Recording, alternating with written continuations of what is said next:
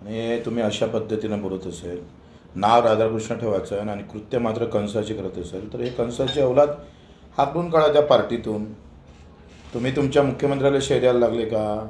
फडणवीस साहेब एका इकडे कर्जमाफीची घोषणा करतं, तारीख देतं, आणि हे वाचाडवीर मंत्री महोदय सांगतं का कर्जमाफी किती डाव द्यायची, काय करायचं, आणि किती डाव लुटायचं तुम्ही, त्याचं ठरलं नाही पाहिजे?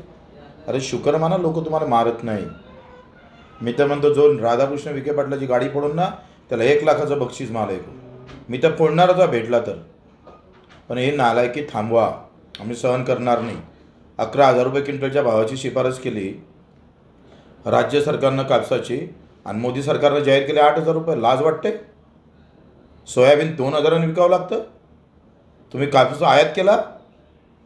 धानाले भाव नाही, कापसाले भाव नाही, तुरीले भाव नाही, केळीले भाव नाही, संत्र्याले भाव नाही. संत्रा पहा काय असतं, काय हाल आहे. तर मुख्यमंत्री आमच्या ढुंगणाखाली पाचशे जवळ राहतं आणि रोज संत्र्याचे बगीचे तुटते. एक साधी व्हिजिट, एखादा शब्द मुख्यमंत्र्याच्या तोंडातून काहीच नाही. कापूसवाला मेला, कांदावाला मेला, द्राक्षवाला मेला. कोण आहे जिवंत व्यवस्थित सांगा आम्हाला. मग तुम्हीच इकडे नालायकी करायच्या ना, तुम्हीच खिपलं काढायचे. आम्ही सहन करणार नाही. आम्ही तर म्हणतो शेतकऱ्यांना सहन केला नाही पाहिजे. सडेतोड उत्तर द्या. काय होऊन गुन्हे दाखल होऊन ते पाहून घेऊ.